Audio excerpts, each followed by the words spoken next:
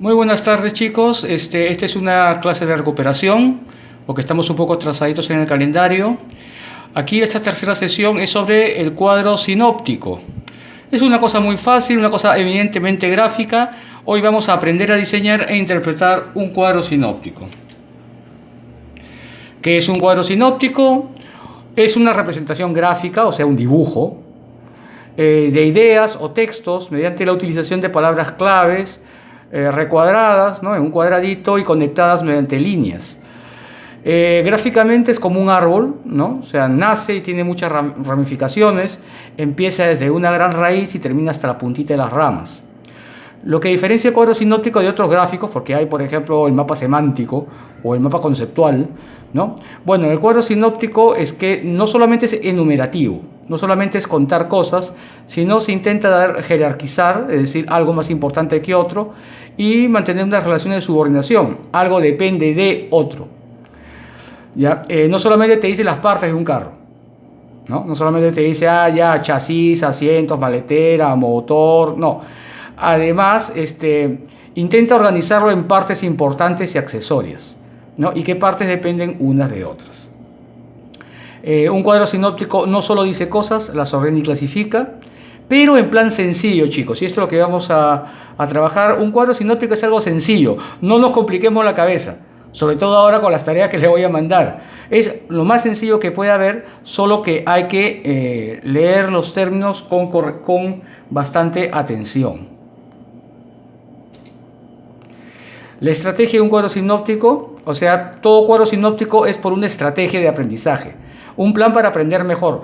Chicos, ¿por qué quiero que ustedes aprendan a hacer cuadros sinópticos? Para que cuando tengan que, frente a un examen, tener que aprenderse cosas, tener que, por ejemplo, exponer cosas frente a una pizarra, frente a sus compañeros, una manera muy fácil de hacerlo, sin tener que usar mucho la memoria, es utilizar cuadros sinópticos, que te ayudan bastante a poder explicar ante los demás y también ante ti mismo lo que has aprendido. Entonces, en esta estrategia, en cómo aprender mejor, pues un cuadro sinóptico primero te ordena, ¿no? Las cosas las coloca bajo algún sentido, ¿ya? No las mezcla así porque sí, sino todo tiene un orden, las relaciona, encuentra punto de común entre esas cosas, las clasifica, las reparte en tipos, en categorías y finalmente las jerarquiza. Es decir, marca líneas en las cuales unas cosas son más importantes que otras. Y vuelvo a decir, todo esto de manera sencilla y resumida. No hay que decirlo todo, no hay que contarlo todo. Hay que contar lo importante y contarlo mejor. Miren, este es el cuadro maestro, ¿ya? En todos los manuales de cuadros sinópticos te aparece esto, ¿no? Es decir, hay una idea general que ustedes la van a plantear, luego eso lo divides en ideas principales. Luego, cada idea principal la subdivides en ideas complementarias o secundarias y luego esas ideas secundarias se pueden apoyar en detalles, en cosas más específicas. Es decir, vamos de lo general a lo particular, de lo más importante a lo menos importante, pero dentro de este todo orgánico. Lo fácil, no se hagan problemas. Primero, ¿cuál es el tema central? ¿Ya? La idea general. Eso es lo que ustedes van a ver. ¿Ya? Y es lo que generalmente el profesor les manda, ¿no? Pues haga un cuadro sinóptico del Imperio Inca, de la fotosíntesis, de los números primos, del coronavirus, ¿ya? Entonces, ese es el tema central y eso usted luego lo desgrana en ideas más pequeñas, ¿no? Coronavirus, ¿qué es? ¿No? ¿Cómo se contagia? ¿Cuáles son sus síntomas? ¿Cuál es su letalidad? Alguna otra característica más. Y luego, cuando hablemos de enfermedad, ¿qué tipo de enfermedad es? ¿No? Cuando hablemos de letalidad, ¿cuál es la velocidad de muerte que lleva consigo? Cuando hablemos de, por ejemplo, de contagio, a quiénes contagian más que a otros, etc. O sea, es decir, de esa gran idea lo vamos poquito a poquito desgranándolo. Ya, vamos a ver ejemplos. Uno aquí, este es un clásico, es una división de animales, pero pensando un poco más en insectos. Miren, los animales, así en general, pueden ser vertebrados o invertebrados. Los de vertebrados no los tomas, porque lo que tú quieres es tirar más para la cuestión de los insectos, de la entomología. Entonces dejas a los vertebrados en paz porque te vas a rellenar algo que no quieres, no te va a servir. Entonces vemos que los animales pueden ser invertebrados. Y en esos invertebrados vemos dos tipos, insectos y arácnidos.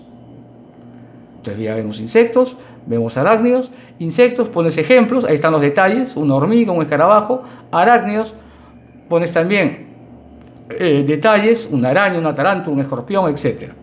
Una manera muy sencilla, porque vuelvo a repetir, el cuadro sinóptico tiene que ser sencillo. Este es otro cuadro sinóptico más complejo sobre estrategias de aprendizaje, formas de aprender. Entonces, el tema, formas de aprender.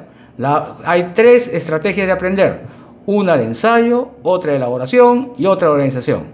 El de ensayo, ¿no? Maneras de aprender, por ejemplo, repetir en voz alta, copiar el material de estudio, tomar notas, subrayar. O sea, por ahí también es una estrategia ya en la cual también aprendes. Otra, elaboración, que tiene que ver con cierta producción, resúmenes, analogías o responder preguntas, ¿no? Las famosas FAQ. Estrategia de organización, por ejemplo, cuáles son los modos muy concretos que tú tienes, haces un cuadro sinóptico, haces un cuadro comparativo, haces una línea de tiempo, etc.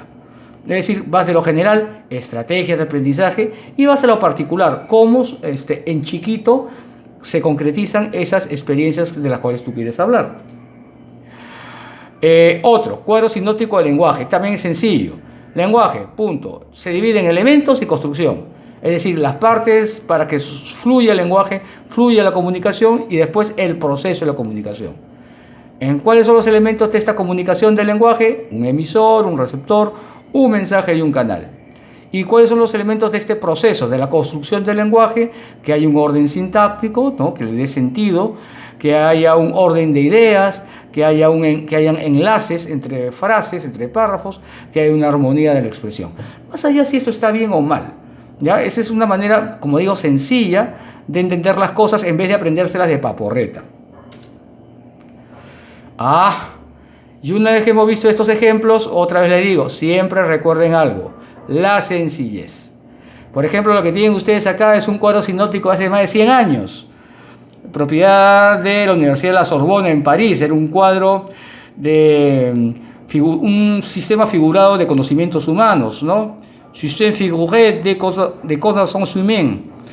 Y imagínense la cantidad de textos, de líneas de contextos. Ustedes no pueden hacer esto. Aquí los franceses, por querer decirlo todo, hacen un cuadro sinóptico gigantesco, no sé si caótico, pero sí diabólico. Aquí tú te pierdes. Esto no te sirve para avanzar. Así que, chicos, por favor, ni se les ocurra hacer una cosa similar. Tenéis que ser sencillos, muy sencillos. Y como corolario, bonus, un cuadro sinóptico de ¿qué? ¿Cuál es el tema? El cuadro sinóptico. Aquí, por ejemplo, está resumido todo lo que hemos dicho en estos poco más de 8 minutos, ¿no? El tema, las ideas principales, las complementarias y los detalles. Ahí lo tienen todo y con eso ustedes pueden trabajar con tranquilidad los cuadros. No es nada complicado, necesitan orden, concentración, chicos. Esto no es un juego, no es pintar, no es dibujar el retrato de tu amiga. No, es una cosa un poquito más seria en el sentido de que tienes que ordenarte para aprender mejor. Ordénense para aprender mejor. Este sería el corolario. Bueno, esto es todo. Las tareas las tienen en un anexo que les voy a mandar en adjuntos. No es nada complicado, de verdad. Hacer un cuadro sinóptico no es nada complicado y os daréis cuenta cuando hagáis la tarea. Nada más y hasta luego, chicos. Buen fin de semana.